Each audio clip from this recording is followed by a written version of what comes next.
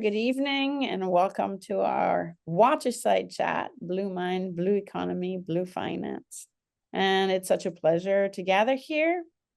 And we're at the intersection of science, culture, finance, and where our relationship with water becomes a lens for reimagining how we live, lead, and invest in our shared planetary future. So tonight we are joined by Stewart Sarkozy-Banoczy. And you got it. Awesome. Stewart has spent his career weaving together the worlds of climate, resilience, community development, and sustainable finance. I have to say, he has a huge background in international management and global outlook and living it, breathing it in all sorts of different ways. And really what we're seeing here is, I think, where all this experience led you.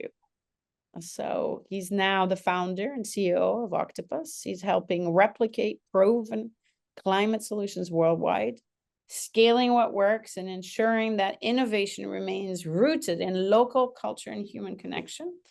And his experience in the past spans continents and systems, like I mentioned, from advising global institutions like World Bank, Green Climate Fund, UN, to collaborating directly with coastal indigenous communities who live the realities of climate change every day, truly.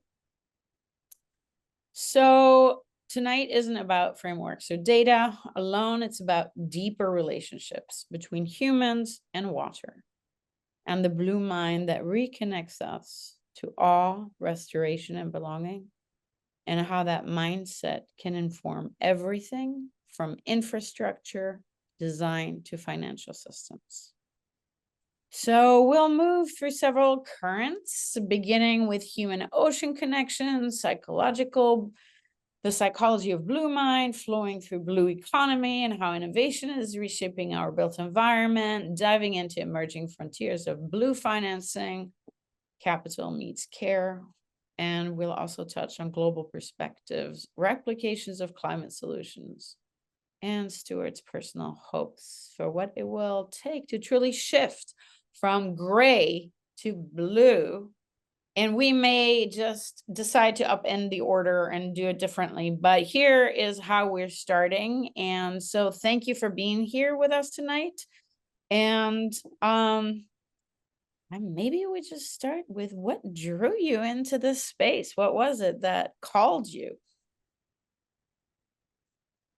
So it's a mix of things. And thanks, first of all, for having me on and allowing this conversation, because I do think there is a growing interest as well as need to connect ourselves. You hear a lot of touch grass, but I usually say touch water. Both are important, and nature and our connection to it. If you look at any of the statistics, we've really found our way away from nature, especially as we've had more and more connection to these kinds of things that we're using right now. Although I will say, of course, I wouldn't be able to do this with you, with people watching all over the world, if we didn't have these things. So, I think it's about balance. My draw to water and the blue and the ocean started, and it sounds like a cliche, but as a kid, I watched Jacques Cousteau and his merry band of scuba divers on the Calypso, their ship. And so there was always an intent and an interest in my mind around water, ocean. I grew up in the Great Lakes, so I was a sailing instructor, and I raced and swam. And so to some extent, I'd always had and felt that connection. And in the last decade, especially because more and more research came about, in particular the book Blue Mind, which I can touch on a little bit, but that book and that connection, sort of where the science meets culture and the human connectivity, really made it apparent why I felt that way. And I think a lot of people who've read that book or go to read it after we talk about it will also think, of course, that's why I feel that way. But I also, in the last decade, despite doing lots of other work around the resilience of cities and island resilience and sort of other activities and doing these finance tools and indigenous lending, I think I began to worry more about the ocean and our water and the hydrological cycle because it is a watery planet. It's not, it's kind of a misnomer to call it Earth. But so I would say passion and frustration came together to some extent in the work that I'm doing, but also in terms of my connection and sort of what I continue to read and what we continue to read that's happening with the ocean, with our hydrological cycle, and what we as humans can or cannot do about it individually, but also what that means for finance and policy and innovation and all the kinds of things that you mentioned that are sort of on my plate. So it was a personal passion. I did finally get to meet Jacques Cousteau 3 years before he passed away. Really? Oh, no way. That's so awesome. Yeah, at a UN gathering, very unexpected, very private. He did a speech to the UN, and then they had a reception afterwards. That I don't know how that. I still have the. That is so I still great. have the agenda and the invitation. Yeah. I'm So jealous on that one. He was one of my big heroes too, so I totally understand. Yeah, sorry to interrupt. no. I mean, that's what it's about, right? You sort of find these connections, and it's amazing how many other people who work in the ocean Yeah. or water space talk about him or his family, who I have also met and actually have had more contact with in the work that I do now. But you know, it's also rest in peace, Jane Goodall, and people like Sylvia Earle and others who sort of put the finer point on why we need to do what we're doing and sort of what drew me to it. So it is, it's pleasure and then it's passion and then it's sort of this drive because of the frustrations and the threats that we see now. Yeah, it's interesting because I'm going to put this. I have another friend who was actually filming with Cousteau. But that was through high school. I'm Mm-hmm. gonna ping him anyways, because this is about bringing people also together that, may not normally find themselves together. So I want to honor that too. Well, and you make a point there that, for me, much to my grandfather's chagrin, probably I didn't end up in the Coast Guard or the Navy or with a oceanography or marine biology degree. You and I ended up at school together. I did go Right. back and study more of that afterwards. Like many people who we went to school with, lots of divergent paths and paths and passions that sort of bring us to this stage that we're at now. And there's lots of people, including my co-founder at Okhtapus, who wasn't originally an ocean person or a blue person, but was an urbanist and an architect that I met through previous work in Tbilisi, Georgia, almost 10 years ago. But it was the ocean and diving, scuba diving, that kind of brought us back together. And then 2 years ago, we decided we were going to build something. And then a year and a half ago, we incorporated Okhtapus. So you never know. I mean, I started seeing Instagram posts with her and sharks, and I was like, come on, what is Marinaz doing underwater, let alone with sharks? And, now she's fanatical about that as much as I am, even though our work is broader than ocean and broader than blue, right? It's kind of that anchor. And I believe it has to be. Yeah, so I think that's beautiful. I think it's also relating back, to some of the work that we do here, which is whole systems and whole person. And it's always Sure. a whole person, a whole person, mental health or psychology is a whole Hmm. system because it's based with Hmm. person, and that whole system is then connected to the other whole systems. And I think, like you said, we studied together. I think a lot of those people actually intuitively understand whole systems. Yep. And so I think that you grounding it in water is fascinating. Uh, And and we are water, right? I mean, yes, we that's the are. other thing Well, so there too, you go. right? We, Yeah. you know, we feel the pull of the tides and the moon. We are, when we're born, we're the same percentage as the earth has, decreases slightly as we get older, but we have a, you know, uh, salty water running through us and coming out our tear ducts and out of our skin. And, we are also a mini planet and hydrological cycle. So, I mean, in a lot of ways, um, obviously the whole system as a planet needs all of it. But Yeah. the water cycle obviously is the thing that changes us from, you know, a desert planet like Mars to what we are, right? That ability for it to circulate. So, our bodies and our patterns are that way too. So that's also a connection for me. It's just sort of how that all works within us as well as around the planet. So, yes, and totally yes to all of that. Um, there's no arguing with it. I think I wanted to hear more about Octopus. Like, say more. Sure. You said, Yeah. you founded it, and yes, I mean, I was looking at it, so it emphasizes replication of proven climate solutions. And yes, of course, what does it look like? But like, how did you end up, creating it? Like, as you just mentioned, your partner in crime on this, and meeting in Georgia, and then sharks, and we end up with this, right? Yeah. Like, Yeah. Yeah. happen. Et voila, there's Octopus. No, I think well, we went through a number of name decision patterns. Where we landed was Octopus, spelled OKH um, TAPUS, which is Farsi. She's from Iran, um, and grew up the second half of her life in the UK. And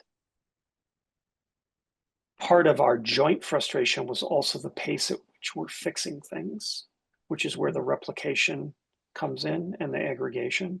So what we've developed is an AI-enabled platform, and Oh, that platform has what we call the three hearts of the octopus because they have three hearts. Um, the first heart is the innovators and solution providers, those that are, in our case, scale ups and SMEs, but maybe late stage startups. So that whole universe that in social impact creators and other social mechanisms that create the ability to be replicated. But we tie that to the second heart, which is the project enablers. So those enablers are cities, ports, corporations, resorts, you name it. Somebody that owns a project. Cities, right, have many of these kinds of projects. Ports and corporations do. So those two worlds were matching together through the AI and also through our analog and our kind of vast network. And then the third heart are funders. So funders and financiers that can make the connection between the two of them happen. Or in some cases, some of those project owners come with their own funding and they're just looking for the best solutions. Our point, though, is that instead of scaling step by step, we want to replicate.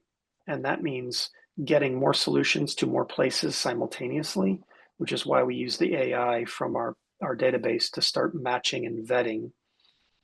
In a sense, as our CTO has said, she's mapped Mernaz and my co-founder and my brain to sort of then bring in all these different players that might be vetted and matched against each other. So we were frustrated by the pace of the NGOs world and the yeah. finance world that we were involved in.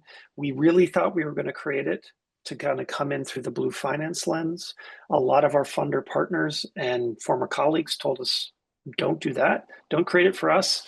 Create it for the innovators and the enablers and get them matched. create that value.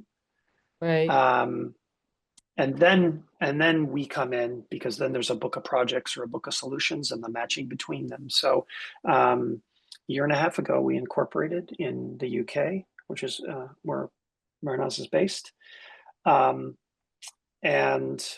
simultaneously, I took on the role at World Ocean Council. And so those worlds overlap, although they're very different mechanisms, right? Okay. And so at this point, it's been a fascinating journey to see what people think of replication versus just sort of incubating and accelerating startups. And on the project side, how you bring those worlds together. So we started in the blue and the ocean, but we kind of went back to some of our other sort of larger network partners in our kind of background. And so now our tagline is from reef to roof. And that's basically, we look at coastal climate, ocean and urban resilience from reef to roof. Okay. And, you know, we're really still very early in the journey. So it's, but we've even in the last year and a half, we've, you know, really experimented and pushed and come a long way. May I push you a little bit? Like, so can you Yeah, give the name of the platform so people can find it? yeah. All they have to do is go to okhtapus.org, OKHATPUS, and we can drop that in the chat if you want to as well. And we just updated our website, so you can see those 3 hearts described. And then there are intake forms for each of them. So when you look at that and you look at sort of the KPIs that are being asked about, you can imagine that in the background, the algorithms that have been created by our CTO are starting to have to talk to each other. So these projects and these solutions start to find each other. Meanwhile, funders are also putting in their information. And over time, because it's going to take time, right? The machine learning that comes Yep. with that, because this is not the hallucinogenic, large Right. scale, you know, server field. This is almost what we would call desktop AI, so that our databases are telling us how to connect and make that work happen at a faster pace and more efficiently. Right. So yeah, we just updated the website, and people can look at the descriptions and the various pieces of it, as well as look at the intake forms. And if they're an innovator or an enabler that has a project, certainly fill those out. So, okay, I'm going to translate it, you know, and correct me if I'm wrong, but it sounds like a dating app. And it sounds like a dating app for innovators and, you know, people who are working in the field, right? Trying to find solutions to match with funding and support. I mean, I'm sure that you probably put in other things as well. So, I think that's brilliant. That's great. It is a little bit of a dating app. I mean, I think the difference is that it's like multiple solutions and multiple projects Yeah. at the same time with funders. So it's you know, you don't want to take the metaphor too far, but you know, it's a very polygamous kind of dating app. Like, you want that solution innovator to find many projects, because basically in our old work, we often had people saying to us, "Oh, there's no funding. I can't find funding." Mm-hmm. Over on the other side, they're saying, "Oh, I can't find solutions for this project I'm working on, or it takes too long." So innovators are saying, "I can't get through the city procurement, or I don't have Yep. the funding to be able to move," right? So the finger pointing from all 3 directions, the 3 hearts that we eventually created, are in fact what we're trying to solve for. So we're kind of trying to work within the system, but also fix it, break it. And that is also very difficult, because lots and lots of our former colleagues are like, "This is amazing. We love what you're doing. Good luck." Because we're trying to break down Yes. these finger pointing moments, right? Yes. And the silos that exist between what someone might call urban resilience versus ocean health. If you don't fix stuff on land, the ocean continues to be problematic, because you've got plastics and PFAS and you name it, right?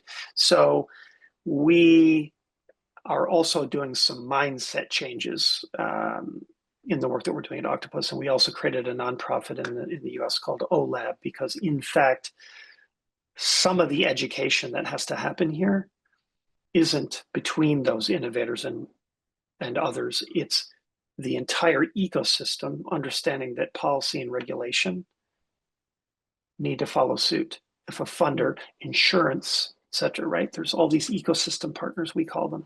So there's three hearts and there's the ecosystem. So when we do live events, we sort of mix and break it up that way. But also when you go to look at the site, you'll see three clear columns where the three hearts are: innovators, enablers, and funders.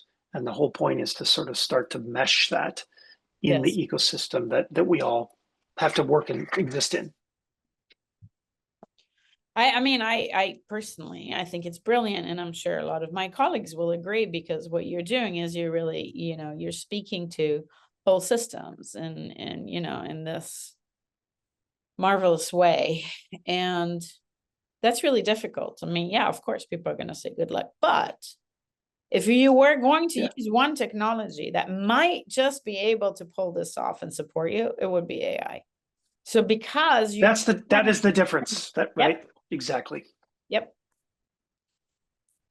Yeah, because we will get people who know me from sort of my mentoring work or organizations I've been involved with for 6, 7, 8, or even 10 years, and that sort of combination that you normally see in the one-on-one exchanges and sort of introducing people and kind of making things happen, that's still okay. And we do that analog work as well, and why there's an advising and consulting side of this work that we do, right? That's part of our model. AI is the only thing at this point that can take the databases and do that with instantaneously, like within seconds, right? I would need to go look at the printout. I'd have to go look at the project sheet, etc. So the more advanced, and we know this, right? We're like baby AI at this point. The more advanced our system becomes, the better that connectivity and the faster it'll happen. We joke sort of, but like in 10 years, if we get funders saying to us, okay, enough, uncle, you've managed to connect too many projects and solutions, and wow, there's so much here, right? Like it's, there's a bit of truth said in jest there, where like if in 5 to 10 years we have more of that capacity built in the connectivity and the funders connecting to them, then we've done what we set out to do. So what is fascinating about this also is that we can go all the way out to creating these solutions. And of course, with agentic AI, you could probably just have that run on its own and then start focusing on like small details or places where there's still, a problem where people need to get personalized solutions that are different, so that you need to change the algorithm in a way. So it's all the way out from the meta perspective to all the way into the granular, and going back and forth, and really also using your interpersonal skills. So I'm glad to hear, because we always talk about, oh my gosh, there's like, AI, and it's taking away from our humanity. But really what it is this is fine-tuning to use it as a tool to support our humanity, not only our humanity, but our environment as a whole system, and not to say, there's just a part of it, and, making it other, and instead like diving into it whole. Yeah, I mean, in the case of what we're trying to do, if you imagined it as people, you'd have to have hundreds and hundreds and hundreds and hundreds of people just going through the databases and do the matching, right? And we've done this in the past for certain things. Part of the difference here is that if you want to increase speed and efficiency, and say 3 of our clients go to 5 places at the same time because the matching occurred that way, and the funder can see that the price tag fits more what they will spend, because often they'll say, oh, that's too low. A bigger funder will often, not want to spend 250,000 euros or dollars. They'll spend $1 million, 2 million, 3 million, $1 billion, right? So part of this is also not that you couldn't do it 1 by 1 analog or 10 by 10. This would be the case where like a couple of our clients together could go to 10 places, and even I can start to think of those. Imagine at a certain point when we've reached a certain threshold inside the database and the matching is happening, that will be times 10, times 20, times 100.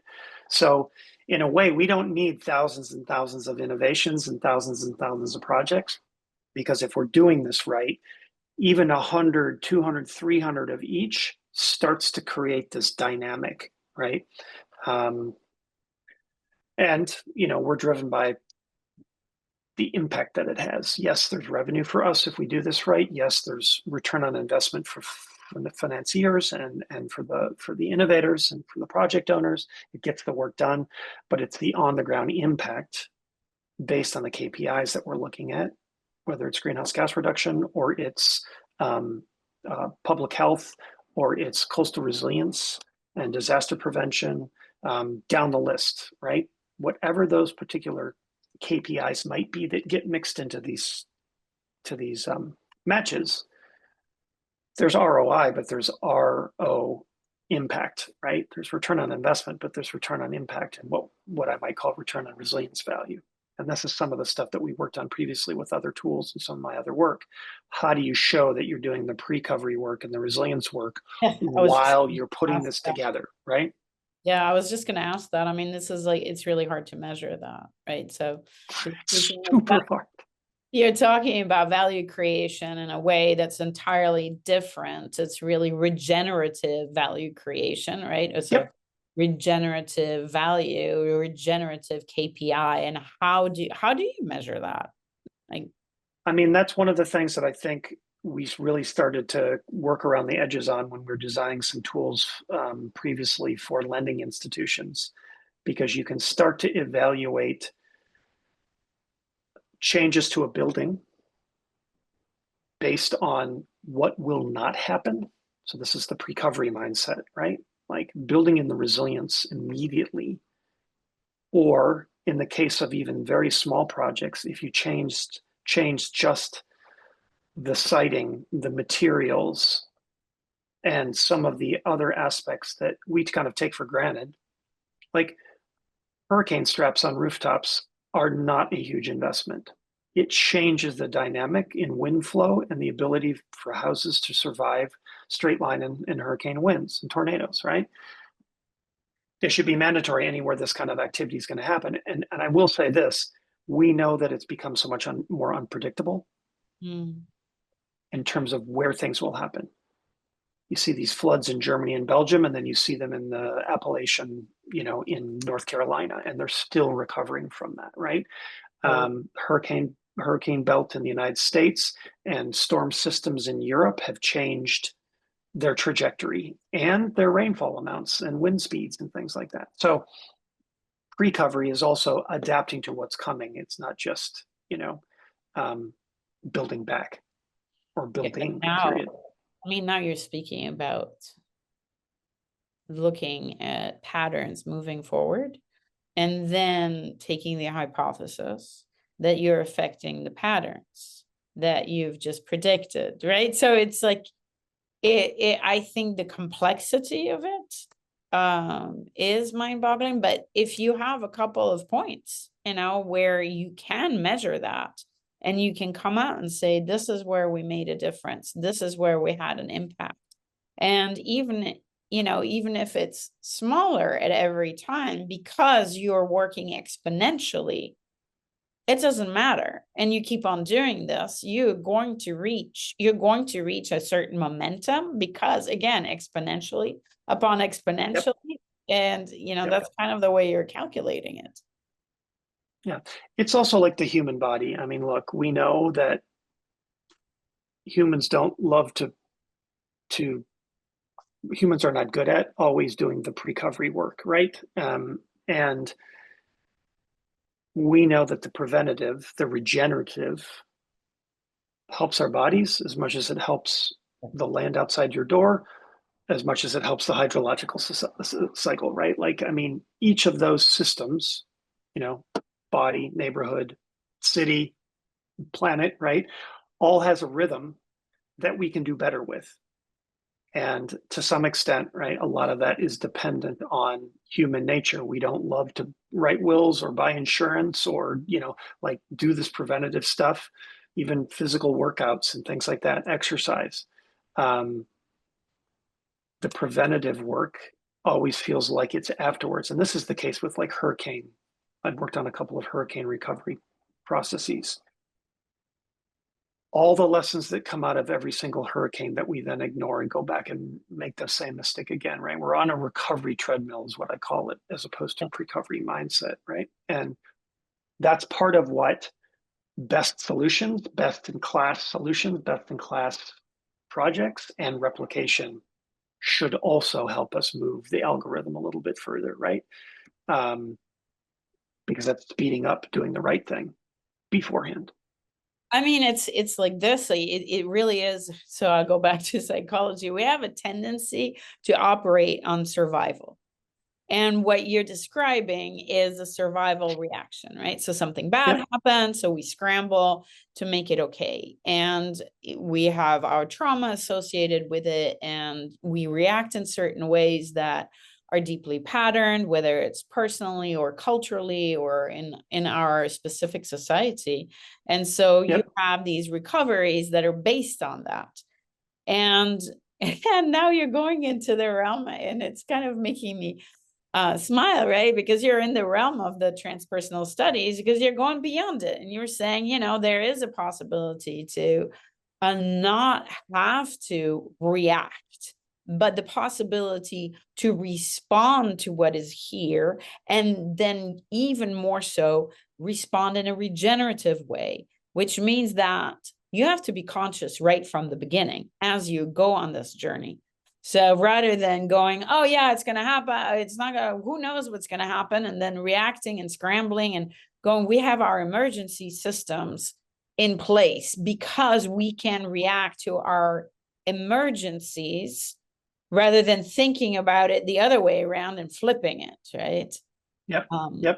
Oh my gosh, I have to tell you. So one of our DBA students actually in China is doing exactly that. He works for the emergency systems, and he's amazing, you know, and he's developing all this AI to look at the different scenarios and what you could do here and what can you do when you're out in a rural area where you don't have accessibility to electricity in the same way, or even, you know, digital, you know, response is not possible in those cases. So you're getting really nitty gritty, but I like this. You know, I'll throw it out to him.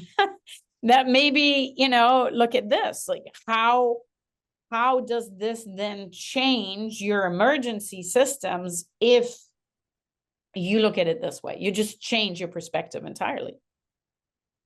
Yeah, and I mean, it may not even be technological, right? I mean, part of the environmental degradation that we've done is doing things like removing mangroves, more unintentionally, coral die-off, depletion of oyster beds. These were all natural storm surge barriers. But when I say a return on resilience value, those three things that I mentioned also become laden with co-benefits, cascading benefits, because they're not just great for storm surge and wave action. They're also then, and this is where it gets into this multiplicity kind of viewpoint of things. It's fisheries, it's ecotourism, it's water cleanliness. And you can go down a list of attributes and these cascading benefits that come from something that sounds like, oh, you're doing coral restoration because you swim with the fish. Yeah, I do like to swim in the coral and I swim with the fish. But that coral that creates this ecosystem that supports all the life, that leads to extended supportive life and protects the shoreline or the atoll or wherever it might be, right? Also then provides fisheries and food, supplements protein for people, tourism, resorts, et cetera, right? So those things all work together. Both systems, we're back at that one. Yes. And there's no way to get away from it. But, you know, it's interesting what we've done with it is like we don't want to look at it that way because that implies certain, ways of living that maybe we don't want to do because it's just not convenient. Absolutely. I mean, that is some of what we discover, is that especially for nature-based solutions and the ecosystem services that nature brings us versus, walls and tunnels and pipes, isn't what city planners or engineers or architects are used to talking about now, much more so now than in the past. I went back to get this waterfront edge design guidelines certification and to be an associate for that. It's called WEDGE. The waterfront edge design guidelines end up starting to force you through a point system to develop your waterfront coastal property or even riverside or lakeside property in a different way that takes into account that kind of precovery mindset, right? We used to just bulldoze, fill, put a wall in, break wall, add more riprap. I mean, and it still happens, but there's a bit of a change in that kind of mentality as well. Yeah, no, I'm just sitting with it because the implications are, huge. And I'm glad you're doing that. What about it? Do you integrate, all this debt for nature, the debt for nature swaps? What other exciting models do you think that can be brought in here?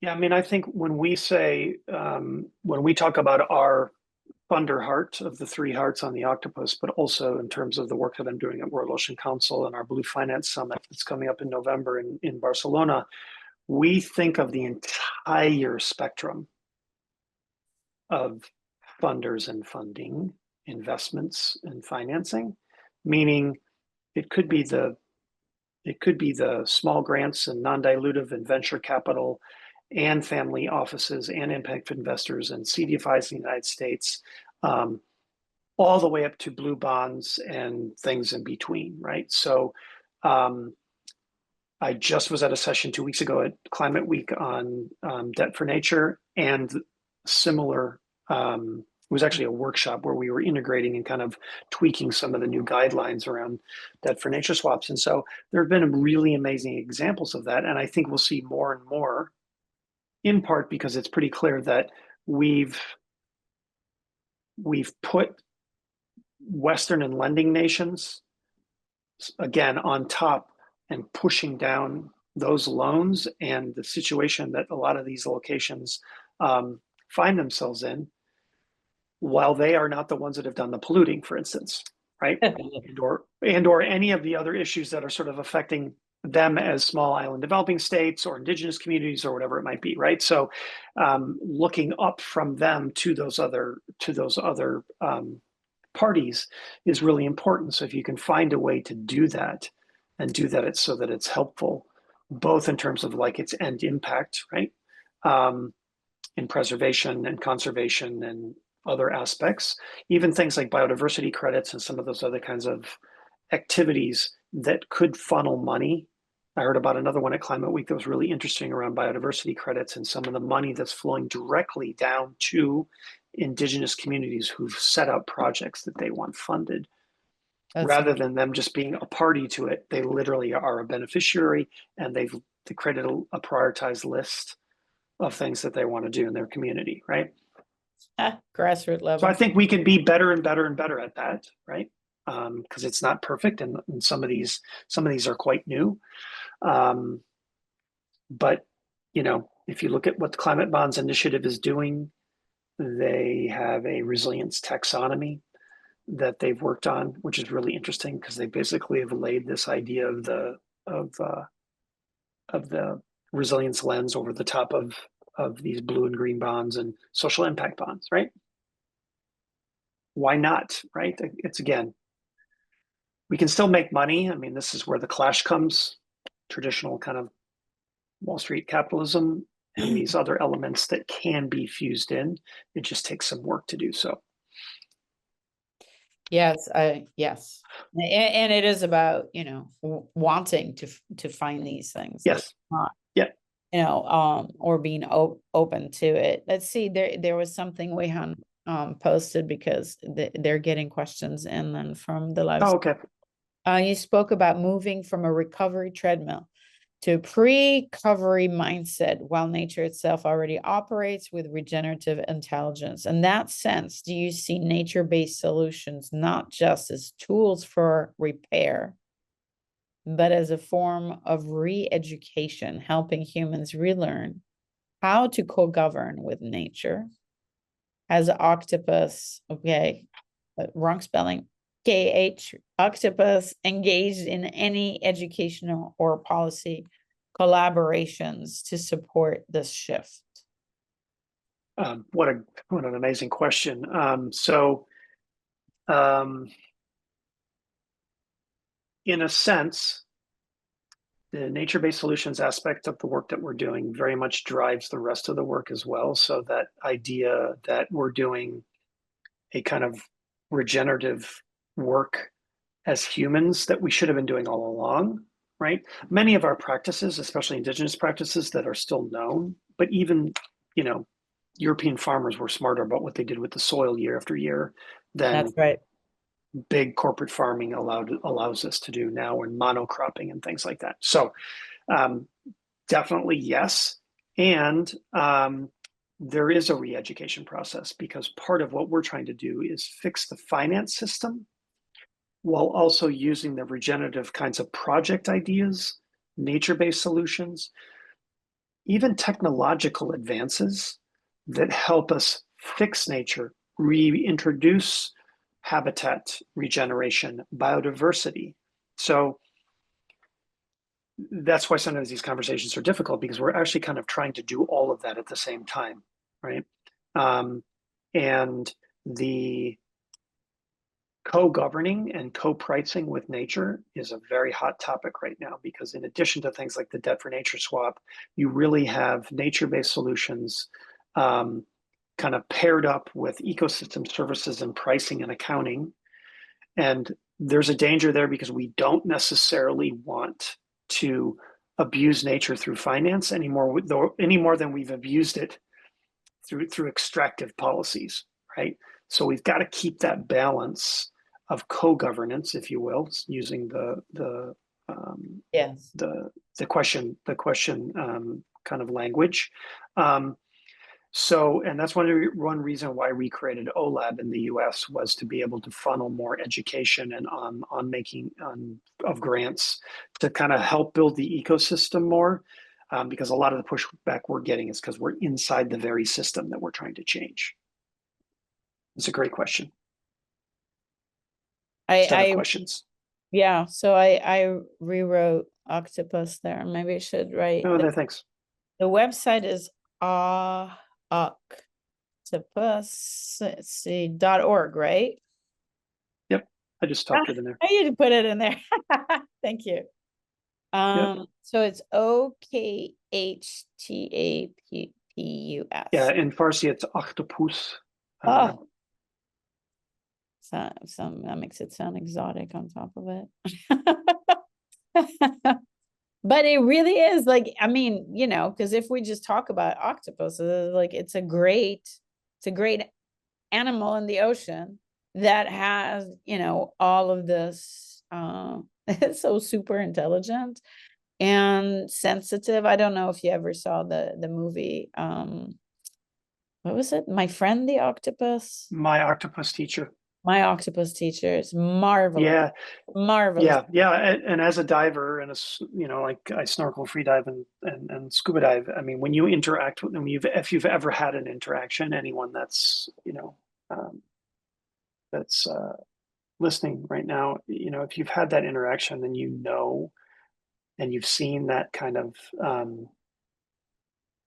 of intelligence. There's a little bit on our website about why and how. There's a bit of biomimicry for us, because not only the three hearts, but the 9 brains. There's a brain in each arm, and there's a main brain, and there's the 3 hearts. But they're also incredible. They're shapeshifters, right? And they are color shifters, and they use tools in certain ways, and they adapt. And so for us, and there's a bit of an explanation of that on the website, that was not unimportant to us, even though we do things much more beyond ocean and blue. For us, that animal and its traits and its attributes and its um, sort of character almost, right? Each one of them has a personality, and you can see that in the movie. There's also another great little series. It's a short series on Okhtapus, narrated by Paul Rudd. It's a Nat Geo piece, and there's lots of different octopuses that they talk about. Fantastic, right? Like all the different ways that they do what they do. But one could say that, in fact, for other animals, it's just that the octopus is particularly sort of amazing and intelligent and alien all at the same time, right? Yes. So there was definitely a motivation for us along those lines. Yeah, it has a certain poetry. Mm. For sure. You know, I know that you've mentioned, or you mentioned Barcelona and the conference that is happening there. Can you say a little bit about that? Like what's going on in Barcelona, and you know, Sure. how can the audience, you know, help or participate or Yeah, the other hat that I wear, and somewhat unexpectedly, as I'm CEO, acting CEO of the World Ocean Council, and we have a kind of combined summit, Global Blue Finance Summit, which we call Bluefin, and the Sustainable Ocean Summit, SOS. They're over a 3-day period embedded in what's called the Tomorrow Blue Economy Congress in Barcelona, the 4th through the 6th of November, and this year, we've expanded it and partnered with Oceanovation, which one of our team started as a festival in Amsterdam and The Hague, and now has brought, and we've partnered together on that. So you can come to Barcelona for those 3 days, and you'll get the Oceanovation pitches and investors and pods. You'll get the Sustainable Ocean Summit. You'll get the Global Blue Finance Summit. There are due to our partnership with the port in the city of Barcelona and our work together, as well as our sessions that we're doing, there's a smart ports kind of series of sessions, as well as the city of Barcelona and Barcelona Activa running sessions they're part of. So we shorthand it as Blue Week. Basically, you've got this week in Barcelona, that first week of November, that has all these events in there. And so on stage, say the first day during the Blue Finance Summit, you'll have European Investment Bank, Deutsche Bank, venture capital funds, that mix that I talked about when I called it a stack, so if you sort of lengthen it out, each of those players is going to be up there talking about different roles. We're also launching a couple of new initiatives during those 3 days in what we call Blue Sparks moments. So it is something that we've kind of reinvented and changed. The organization itself, since January when I took over, we've done World Ocean Council 2.0 is what we call it, WC 2.0, and we've changed logos, branding, website, memberships, tiers, goals, and our 6 new and kind of renewed programmatic areas. So to some extent, the conference is an extension of the last now 9 months, I guess I should say, of the changes and doing that work. So would love to have innovators come and pitch. Actually, the application's open through tomorrow, coincidentally, and set up their little pods and have conversations, because then you're pitching to corporations and investors and others. But then there's the sessions that are on stage and the networking and the receptions and things like that are also just as important, because sometimes, as we all know who go to conferences, it's the conversation on the side, on the margin, in the hall, that might get you your next partner or client or funder, or all of the above, depending on what you're there looking for. And I think one thing that makes it powerful is it's held in cooperation with what's called Fiera Barcelona, who runs the Smart Cities Congress and Expo, and that's the big week-long event that this is embedded inside. So it's a pretty amazing week to be in Barcelona. Yeah, it sounds like it. So if you want to pitch something, you got just go to the website. Where can people find you also? On your website. And so if they're interested in diving into, you know, Yep. into this conference, where would they go? I know I follow you on LinkedIn and I see your posts there. So maybe other people want to do that. Yeah, And that'd be great. I mean, I post a lot, so be warned yeah. ahead of time. But there's the Tomorrow Blue Economy that has all of our pieces inside it. And then um, you can see the agenda at a more direct link. And I'll drop this in the chat too, because it's actually quite helpful, because then you can see all the days kind of together and the various pieces. And on that first link that I sent, there's a there is a button where you can click to pitch as a startup, and there's a form to fill out for that, for those that are in the area or happen to be listening or know someone that should be listening or should have known this.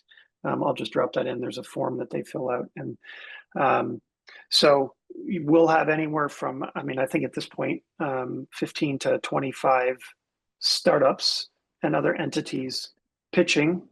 And then we'll have little pods, and those pods will be everything from accelerators and government to the startups themselves. And that kind of interaction is part of what we're trying to create on the ground.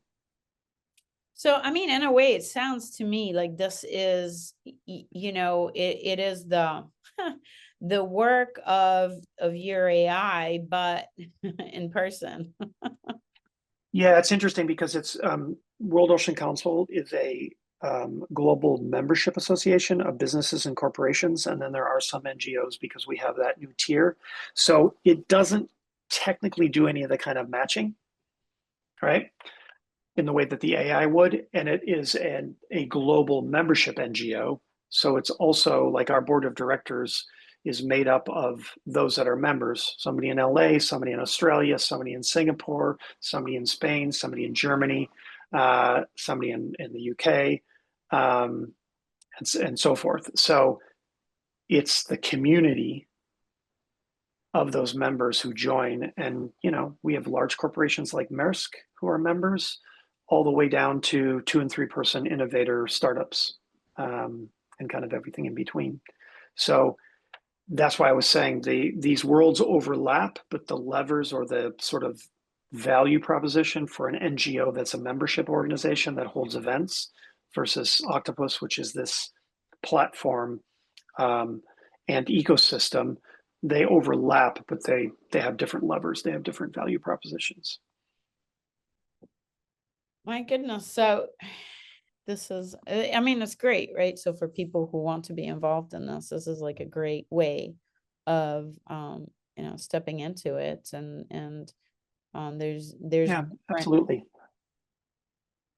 And I mean, some people come to this because they really just love water. And I mean, this gets back to the blue mind, right? I've got a, you know, I'll do the PSA right now. Somebody who became a mentor and friend and passed away last year was Dr. Wallace Nichols, who wrote this book, Blue Mind. And Okay, let's put that into the chat too.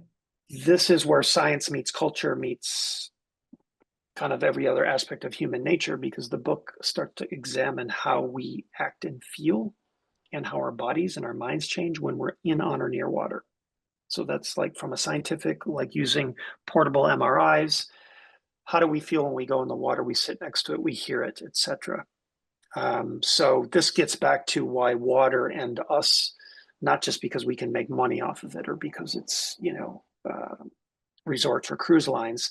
There's a reason people love water, and there's scientific reasons for it. So getting your blue mind on and having that access to water really is a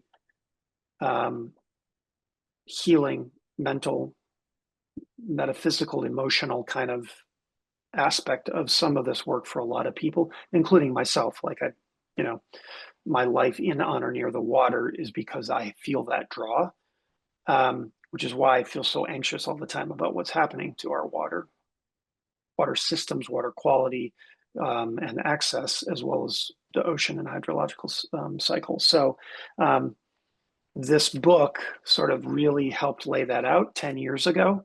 Mm. And I'll talk incessantly about that book, so you'll have to stop me. But you know, and one of the things that happened during Climate Week, just as an aside, is Dr. Nichols used to hand out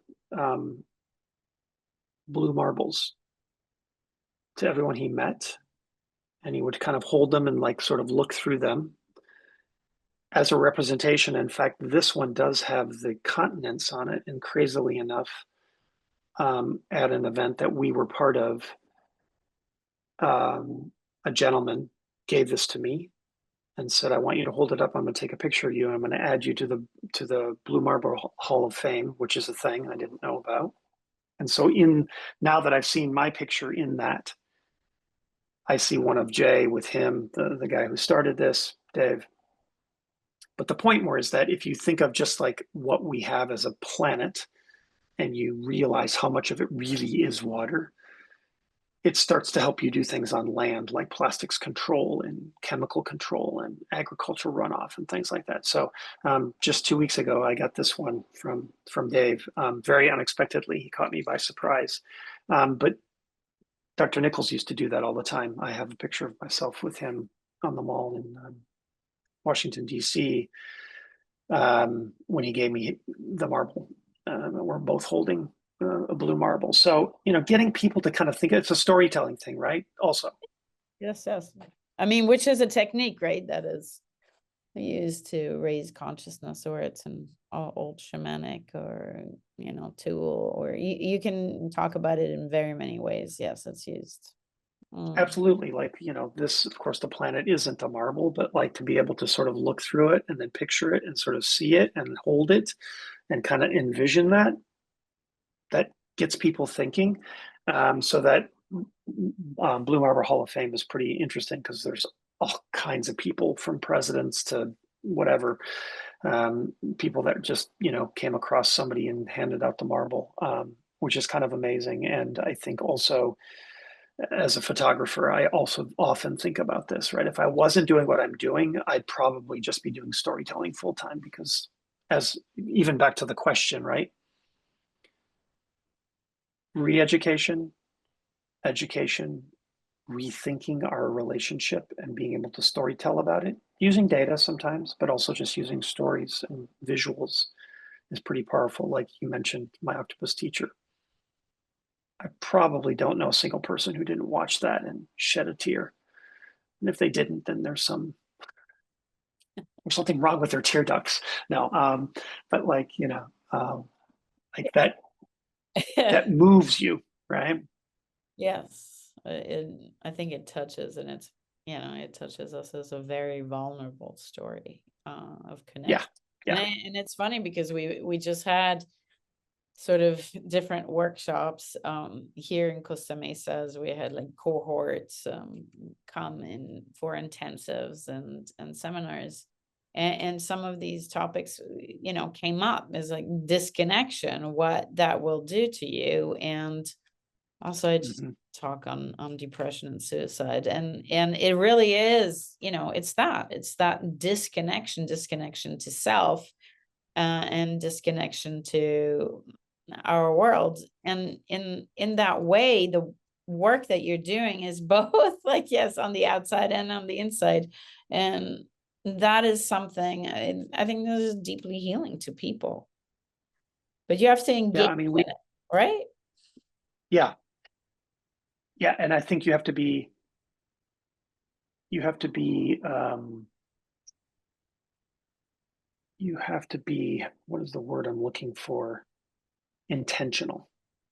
Like you have to really be intentional to say, I'm going to do this differently. And this is like our work, to the point of the question, right? Like we have to be intentional about making sure we're doing this in a very holistic, equitable, empathetic way in order to make the world better and fix these problems, right? Because there's fixing problems and then there's looking ahead. But that kind of intention has to come with other things that you're doing too, including taking care of yourself, right? You know, I'm biased towards the water and the blue, but if you are a person that needs to get out in nature, then you need to do that. And we know that helps. Yeah, no matter which element, right? But No, yeah, no, that's right. there's a mirroring there. I'm wondering, Wei-Han, are there any more questions that are coming up? You're welcome to post them in here. Yeah, I think that's it. I have some more here for me. That was another one that I wanted to ask you. I mean, that's the human connection, and we went through that. And we went through, yeah, so here you go, like what there is already, right, that you can dive into with this soulful connection. So where do you see the most promising intersections between this entrepreneurship, the science, and the policy that are driving a regenerative blue economy? So I think we were just starting to talk about it a little bit kind of naturally. I think being able to evaluate and measure. I mean, there are versions of this statement, like if you can't measure it, you can't fix it. And if you can't fix it, you can't, like there's ways to talk about this, right? I think that the idea that we're actually trying to figure out how to account for nature monetarily and nature-based solutions and doing things like the debt for nature swaps and those kinds of things. And we're also thinking about things like this return on resilience value in whatever form you want to talk about it, co-benefits. There's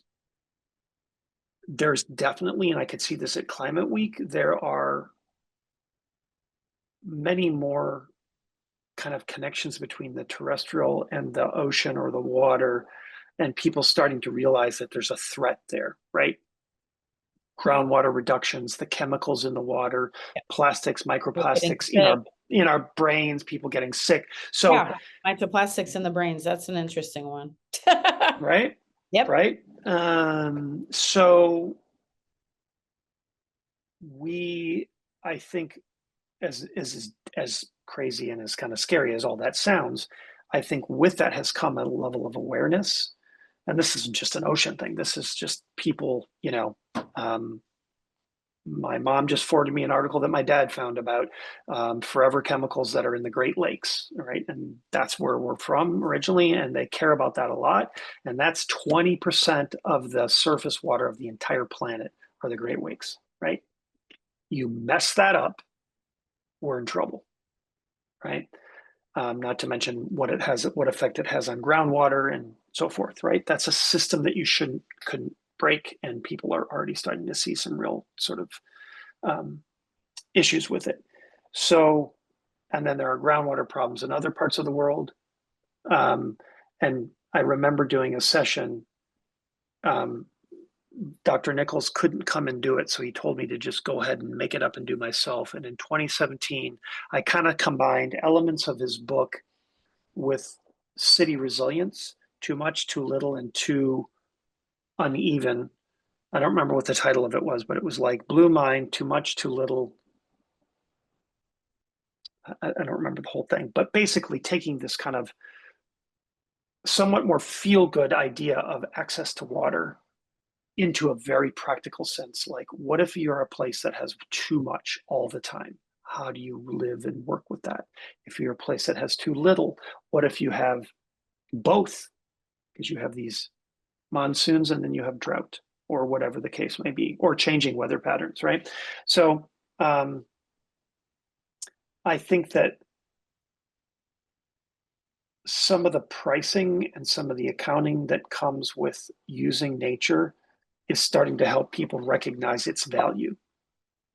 It's terrible that it has to have a capitalistic stamp on it, Well, since either it's that or a punitive stamp. Like, I mean, who wants to yeah, have plastics in their brain, right? I mean, that then it for becomes sure, clear that, for oh, sure. you don't want to use. And now we're starting to have the conversation, right, about the plastics. And so it's punitive or it is revenue based, but in the end, the stakeholders hold the power too, because if the stakeholders, look at the plastics in their brain and go, we'd like to not have plastic in our brain, then they will affect the capitalist needle, right? So they'll go like, we don't want 100%. to buy the stuff because every time I use it, I'm going to have plastic in my brain. And that's, I mean, I guess you could exploit that. So that's part of your education, I think. Yeah, and it's also making sure that the storytelling, because there's some great studies on positive versus negative or fear-based. You can learn this in advertising as well, right? Like, Absolutely. there are really good studies on the differences in people's reactions to certain threats versus, it's carrot and stick kind of comparisons. However, one major factor is that if we don't have things done the way they are because policy and regulations get fixed beforehand, then you don't have as much of the sort of looking back at what happened there. How did that happen? Because you should anyway, as a municipality or a country, if you've got things in place already, regulation wise, that say, here's how you build, here's what you build with, then you're preventing it from ever even happening, right? So this is where that cost of inaction versus action um, kind of comes into play. And I think that that's starting to make sense to people more. And I kind of hold out hope that enough of that will happen. I mean, every week there's a new report on the changes in the ocean or the Atlantic currents or the temperature or whatever. And like, I then kind of get a little bit down in the mouth because it's pretty frightening. But I think there are levels of awareness that have not existed previously. Ironically, some of social media has exposed a whole nother generation or two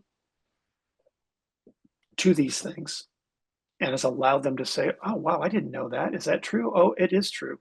That piece of plastic, a turtle thinks it's a jellyfish and it eats it and it kills it. Or there's a loose net and it does this to a shark. Like, it's a bit cliche now, but like the turtle with the straw in its nose, that became sort of popping up everywhere.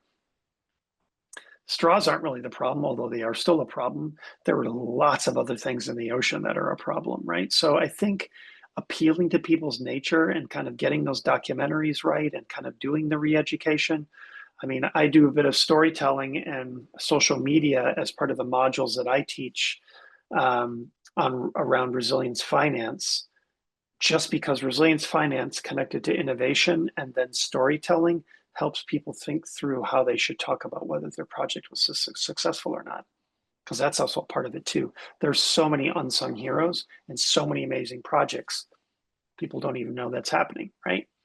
So I feel like those are interconnectedness pieces that are really important if you're going to get people to take action. And in some cases, it's regulation based, and the corporations have to follow suit because the regulation came along first. And I believe pretty strongly in that because I don't think people necessarily, or corporations, a lot of them don't act on their own to the benefit of the whole, because the ocean is particularly a giant commons. Yeah.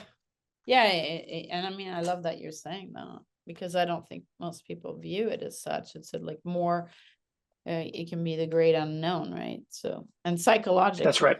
it is the unconscious. It's a symbol Yeah, of the unconscious. no, The irony it of is. that one, right? And there's another question there.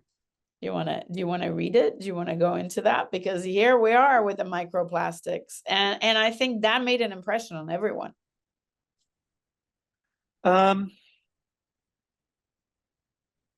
I don't think there's any linkages at this point to autism or other neonatal diseases. I think what we'll find Okay, let me probably. read the questions for those people that, are not. Okay, yeah. Do you think What's the- microplastic exposure is also related to autism and other neonatal diseases? So the jury is out on that, and it would take many more long-term studies from point A to point Z to be able to kind of draw that conclusion, right? Because this is intergenerational. Could it be that plastics 10 generations from now cause some of these things? To me, that's more likely because it's about buildup. I think. Oh my goodness. Right, like, yeah, sorry, that's kind of depressing to think about, but It is if really good. this continues, because plastics production is still predicted to be on the uptick through 2030, right? So another good solid 5 years of more plastics, of more typologies into the environment, right? So I think one of the things we don't really know yet is how much that breaks down into the kind of petroleum elements that make up the plastic, or the typologies of plastic, especially microplastics, the stuff that dissolves, and microfibers even. I wonder, and this is not science-based, this is just sort of a wonder, I wonder if some plastics are contributing to cancer. Things that happen in people's guts that never used to happen, or polyps here and there. Again, it would take so long, it will take so long if we have the funding to be able to do the research, right? Which is a whole nother matter. All of that kind of funding and research is going away in the United States right now. But if longitudinal studies, like Denmark did an amazing one over 40 years around autism and vaccines, it's incredible. Like, anyone who has any questions about it, we're talking kids that were 10 are now 50, and they've been tracking them since then, right? And they're continuing to track. Amazing sort of longitudinal studies. We would need that, and you need to be able to draw that causality in a really firm way. I mean, one has to think that little bits of plastic that's petroleum based in your body, in your brain, in your organs. Yeah. Again, the science would have to prove it to me. But I mean, Occam's razor is like, we weren't made for that. I do see reports even on LinkedIn from plastics industry folks who say, look, we've always adapted to everything that's gone on in our body. And they tend to sort of like push that kind of stuff aside and say that, look, there's no proof it's harming us, and we adapt as human beings. So clearly we've been eating and drinking this stuff for so long, and we're just not realizing it. I'm not sure that's the sword I'd fall on, right? Like, that's just sort of deflection at this point. The studies have to be done. Yeah. So it's a great question. It's a great question. I think it's a longer term one, because it's clear that, like, we really didn't even have the level of kind of plastic objects until the 80s. Like, it was the 70s and then into the 80s, and then you had much more of like parts of other things made out of it, right? Things that would disintegrate, right? Because the early plastics, like, they're finding Dorito bags from the 1970s, right, that are still intact, floating around in places, right? So some of those early, very hard plastics don't break down the way some of them do now. And there's lots of different types of plastics, so that's part of it too. There's no consistency. We could use other materials, of course, glass and aluminum and things that are easily recyclable. Yeah, which is, it brings us to the revamping question, And rules. and rules and habits, and I think Yep. that habits are so strong. Yeah, so hard to get out of that. Is there anybody here in the Zoom room who would like to ask a question? I mean, feel free to also post, because we've been getting the live stream questions, but you're welcome to just jump in and don't be shy to put Definitely. like a question in the chat. That would be just fine. Because I mean, I have a couple more questions, but we really do want to have a conversation, and this is a unique opportunity for you guys to jump in here. So I just want to make sure I give it to everyone. Okay, what was the other thing? There was like so much more. This is what I wanted. If you could make one bold ask of policymakers, one of private finance and one of civil society, what would they be to advance the blue agenda? So if you're, on the other end and you're doing the asking. So on the policy side, it might be the easiest to answer because I would ask that they embed the kind of resilience and sustainability measures into into the local, county, federal, national, global enforcement, because part of this is enforcement, right? So from a policy standpoint, if you had those embedded and you didn't get your loan, or you couldn't operate, or you couldn't get a business license, or whatever. So there are some very distinct ways to say, here's how you, even if you just picked a couple of sectors, like here's how you build going forward, citing materials, etc. And here's the regulations that surround it. Therefore, you're not going to get a loan, you're not going to get to build, you're not going to get the permit, right? So there's some very and to some extent that's where the chicken or the carrot and stick of like LEED certification and some of these other, the wedge certification that I talked about that I got trained in. You have to get, I'm not going to get the number right, I think 150 out of 215 of the various points to be wedge certified, right? So there are things that become motivators, but you can also then do that from the policy side, right?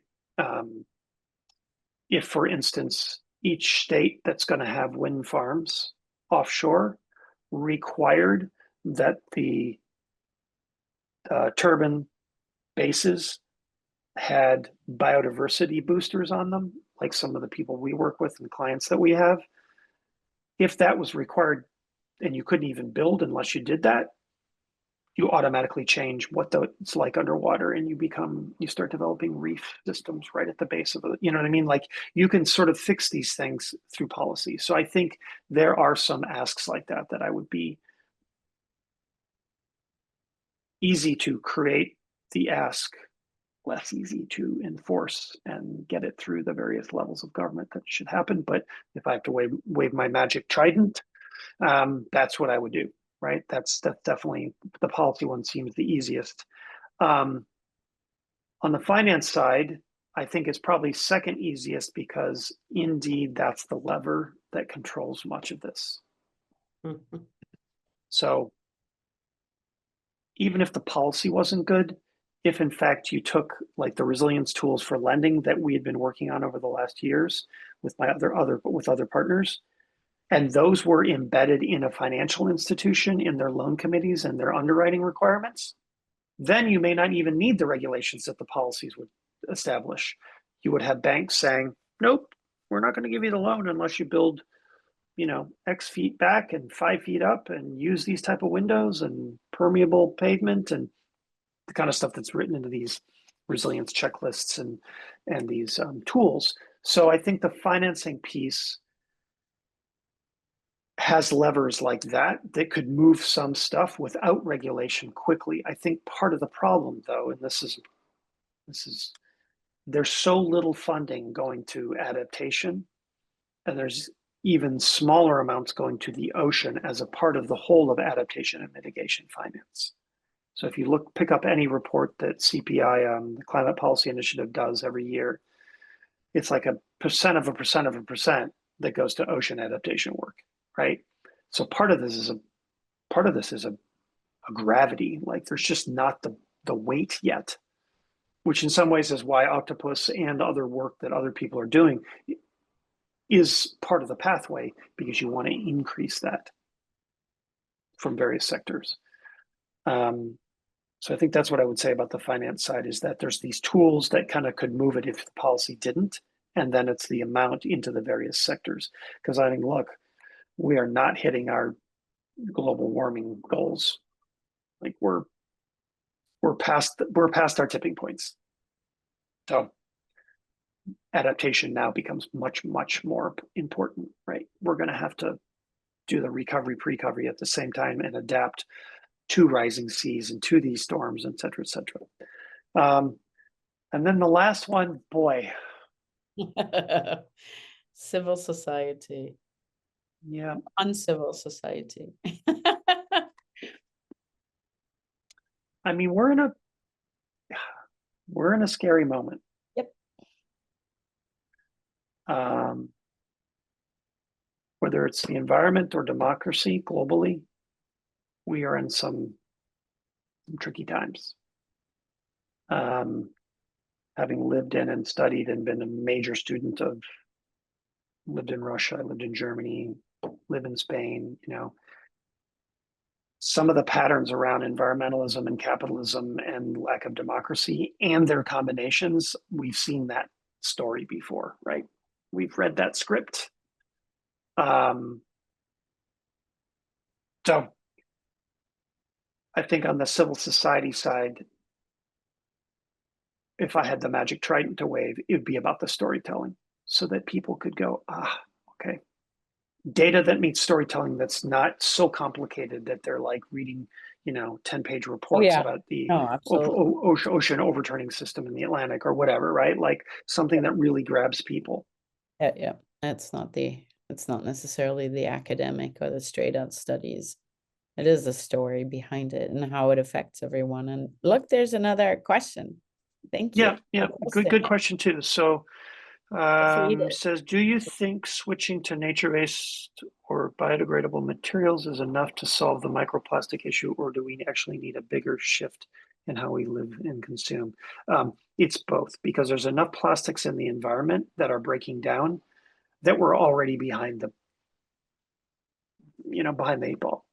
So we need to do both at the same time, which is why the plastics treaty, which has not passed and continues to fail, is really important. Like the global plastics treaty must go forward, but there's other aspects to that, because you've got to do cleanup to get it out of the environment as it continues to break down.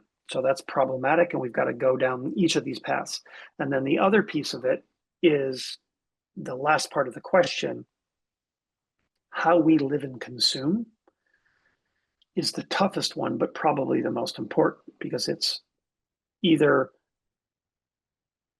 producer buyback responsibility that gets locked into every single company that creates something that's plastic, and or fines, fees, and recycling that's real, not just kind of like fake recycling.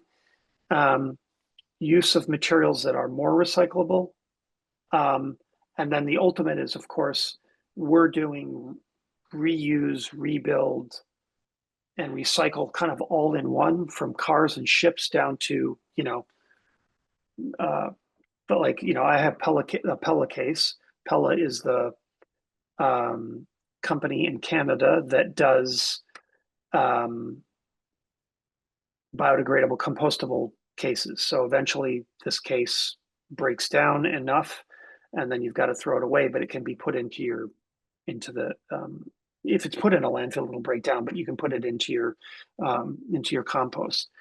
We've got to think of things like that. So there's a lot of innovation around that space. But I also think the consuming side of it, right? One of the companies that was part of Sea Ahead, where I do the mentoring for Blue Swell, is a company called Fulfill, and they are adding university after university, where instead of takeout containers that are made of some plastic or other materials, styrofoam, or even something that's more biodegradable, they have metal and sealable. I'm not saying this right. Oof, they would be mad at me. They have bowls, cups, and other coverable objects that they use in the university systems and in some of the other closed systems. You can imagine an airplane doing that. You'd never have to have another paper plastic cup or plastic lined paper cup, because that's really what they are, in any airplane. So companies like that are really changing that second part of the question, which is, how do we live and consume? Refill. They're called fulfill because what they do is they have masses of these. Oh, and they're barcoded. So even if they take them home, they can come back and they're scanned back in and they're cleaned, and off you go, you use it again. So imagine that at a university cantina or like a, closed system like that. And it's amazing to see them continue to add universities to their clientele. So that all kind of, I described like 3 different scenarios. All of them have to happen. Cleanup and eradication, systems change and buyer manufacturer responsibility, and then also complete removal and non-use and other types of mechanisms for circularity.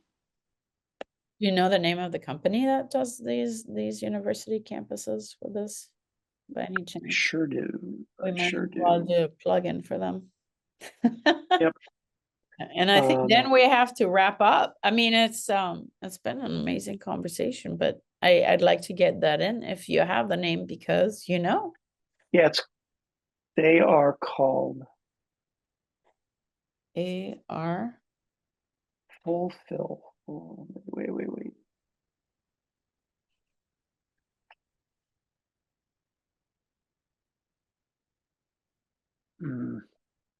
Okay, I'm gonna have to solve this right now because I feel like a terrible mentor. Why am I not thinking of it properly? Well, that's fine. I mean, it's late where you are, and you've done great with all the questions and the whole conversation. And you know what? I'm going to tell everybody to follow you on LinkedIn, and the answers are going to be there.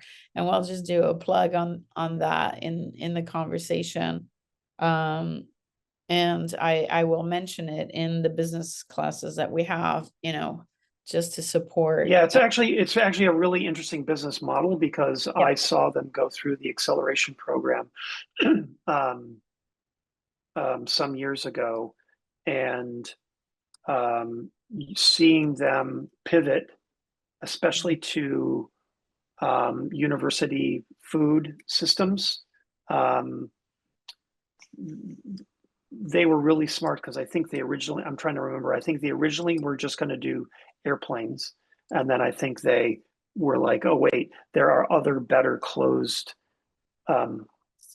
systems, right, for doing this. Oh my God, I'm such an idiot. It's useful. Here, let me type it in. It's useful.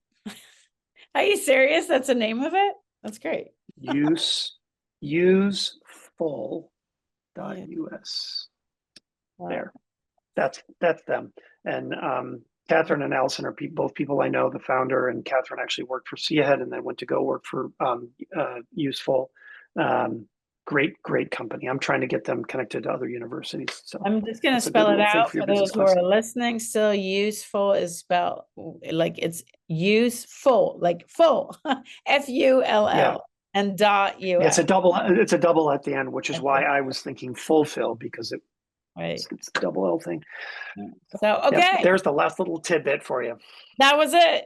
Thank you so much. Really, this was amazing. Blue mind, blue economy, blue finance. And thank you. Yeah, thank you for sharing. Super pleasure. Loved it. And, super pleasure. Relationship to place, to each other, to the waters that sustain life. And I think taking with us really reimagining infrastructure. And everyone for sure. And everyone to take home to think about, what is your connection to this blue connection? So what does it mean for you personally, professionally, And And how get your blue might mind. you contribute to global tide of stewardship, innovation, and care? And thank you. And thank you again, Stewart. It was great to see you here. We'll have to catch You up too. differently. Super great. Thanks so much. Thanks for inviting Okay. me.